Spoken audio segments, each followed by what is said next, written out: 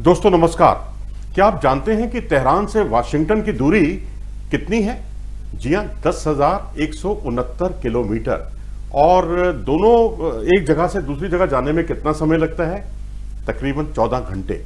तब भी दोनों मुल्क अगर आपस में दुश्मन हो और कई तरह के सैंक्शंस एक दूसरे पर लगा रहे हो, खासकर अमेरिका जो सैंक्शन लगा रहा हो दूसरे देश पर, मैं बात कर रहा हूं यहां पर अमेरिका वर्सेस ईरान की। जी हां, अमेरिका और ईरान के बीच में कुछ संबंधों में ऐसी ही कड़वाहट रही है, बहुत लंबे समय से, 50 के दशक से ये चली आ रही है। और आज इन दोनों टीमों के बीच में इनकी फुटबॉल के मैदान पर एक बहुत बड़ी जंग होने वाली है। रात 12:30 बजे, देर रात 12:30 बजे देखना मत भूलिएगा, क्योंकि इस मुकाबले में बहुत कुछ दांव पर लगा हुआ है। इस मुकाबले का राजनीतिक महत्व भी बहुत ज़्यादा है, क्योंकि ईरान और अमेरिका एक दूसरे को फूटी आंख नहीं सुहाते। जी हाँ, बिल्कुल ये सच है। अगर पहले हम फुटबॉल के एंगल से बात कर लेते हैं, फिर हम पॉलिटिकल एंगल से भी बात करेंगे। जहाँ तक स्पोर्ट्स का ताल्लुक है, तो यहाँ पर हम यही कहेंगे कि फुटबॉल में ईरान और अमेरिका दो ऐसी टीमें हैं। अमेरिका की टीम जिसकी औसत आयु 25.4 है, अगर आप टॉप 11 खिलाड़ी, जो संभावित 11 खिलाड़ी खेलने वाले हैं, और वहीं ईरान की जो औसत आयु है वो 29.4 है। यानी अमेरिका की जो टीम है वो ज़्यादा युवा टीम है और वो चुनौती देने जा रही है ईरान की टीम को। 4-3-3 की शैली से खेलती है अमेरिका की टीम, और वहीं ईरान की टीम 4-4-2 की फॉर्मेशन के साथ खेलती है। यानी अपने डिफेंस को बहुत बचाकर खेलती है अमेरिका की टीम। और आखिरी बार इस टीम ने मुकाबला जीता था 2010 में, और इस बार तो उसके जो दो मुकाबले हैं दोनों ही ड्रॉ रहे हैं, एक 0-0 और एक 1-1। यानी इंग्लैंड और अमेरिका का मुकाबला, इंग्लैंड के साथ जो मुकाबला था वो गोललेस ड्रॉ रहा था। और ये अपने आप में बड़ी बात थी, क्योंकि जो एक अटैक था इंग्लैंड का, जो बहुत अटैक में पारंगत मानी जाती है, उस टीम को इसने बराबरी पर रोका है 1-1 की बराबरी से। और वहीं अमेरिका और वेल्स के बीच 0-0 से बराबरी पर रहा। और वहीं यूएसए और वेल्स की अगर बात करें तो ये 1-1 से बराबरी पर रहा ये मुकाबला।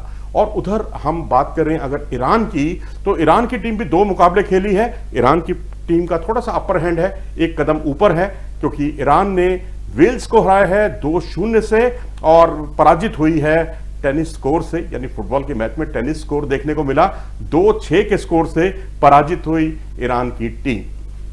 यहां अगर हम देखें तो अमेरिका की टीम का जो अपर हैंड देखें और ईरान की टीम का अपर हैंड देखें इस वर्ल्ड कप में, तो अमेरिका के लिए पक्ष में यही बात जाती है कि उसने इंग्लैंड को बराबरी पर रोका है, उस इंग्लैंड को जिसने ईरान को पराजित किया है बुरी तरह से 6-2 के स्कोर से हराया है।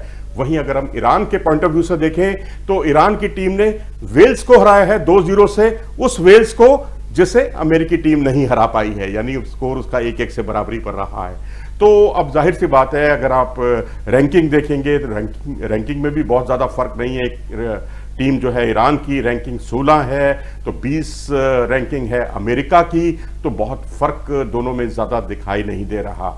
और अली रेजा जो है एक ईरान के जो स्टार खिलाड़ी हैं, वो एक बहुत बड़ा झटका है इस टीम के लिए, ईरान के लिए, क्योंकि उनको 2 पीले कार्ड दिखाए जा चुके हैं और वो इस मुकाबले में नहीं खेलेंगे। जी हां, अली रेजा को 2 पीले कार्ड दिखाए गए, वो नहीं खेलेंगे। और अब उम्मीदें टिकी हुई हैं मेहदी तारेमी पर, और जिन्होंने 2 गोल किए थे अमेरिका के खिलाफ, तो जाहिर सी बात है, क्षमा कीजिएगा, 2 गोल किए थे इंग्लैंड के खिलाफ, तो इस टीम से काफ़ी उम्मीदें रहेंगी ईरान को, जिन्होंने 2 गोल, शानदार 2 गोल किए। इसके अलावा सरदार एजमोंग की बात करें, सरदार एजमोंग जो हैं, ये ईरान के एक और स्टार खिलाड़ी हैं। वर्ल्ड कप क्वालिफायर में इस खिलाड़ी ने 14 मैचों में 10 गोल करके तहलका मचा दिया था। जी हां, सरदार एजमोंग पर नजरें टिकी हुई हैं। और एशिया कप में भी इस खिलाड़ी ने 6 मैचों में 4 गोल किए थे।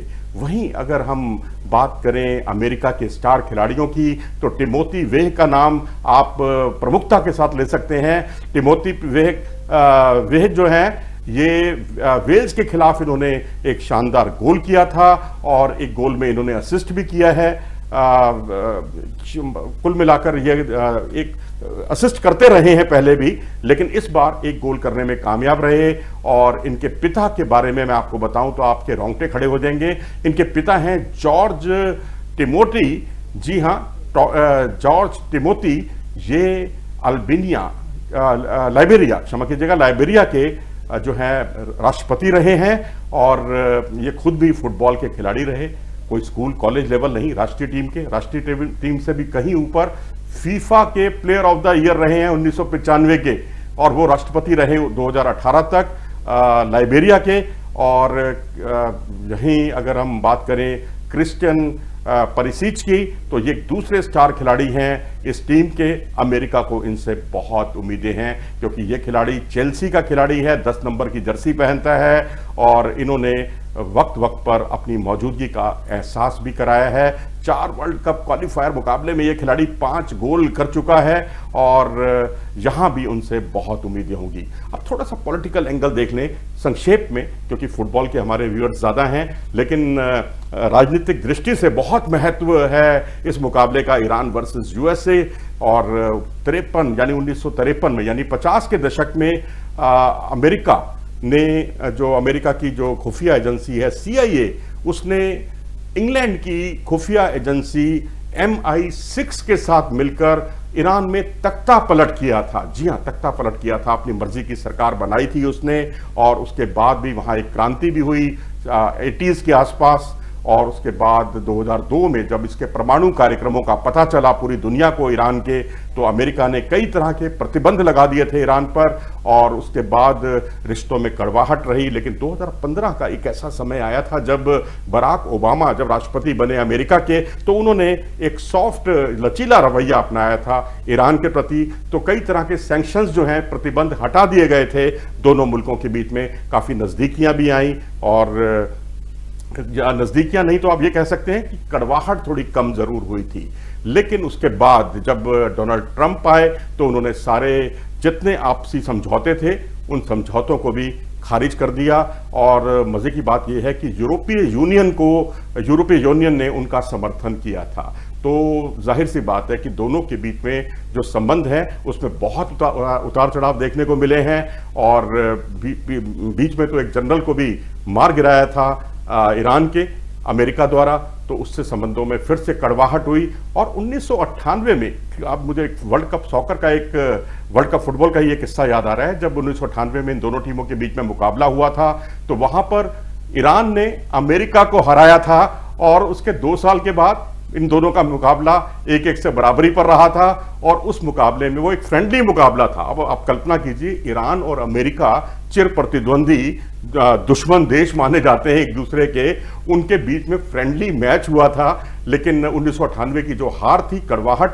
वो अब अमेरिका को उसका हिसाब चुकता करना है। और ये बहुत ही उसकी नजरें टिकी हुई हैं, उसके सभी खिलाड़ियों की नजरें टिकी हुई हैं, और यही उनके कोचेस भी उनको संदेश दे रहे हैं, बेशक किसी से हार जाना, लेकिन ईरान से मत हारना। यही ईरान की स्थिति है, बेशक किसी से हारना, अमेरिका से मत हारना।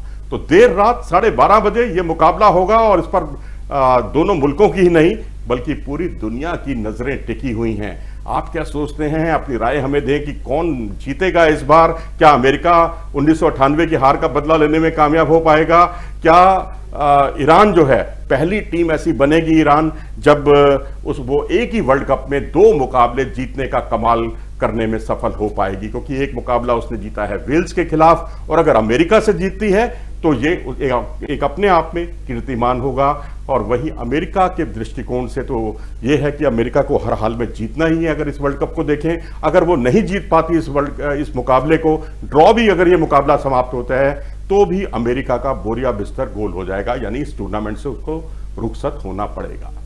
अपनी राय दें कमेंट सेक्शन में जाकर। अगर आपको ये वीडियो पसंद आया हो तो इसे लाइक करें और हमारे चैनल को सब्सक्राइब भी करें। नमस्कार।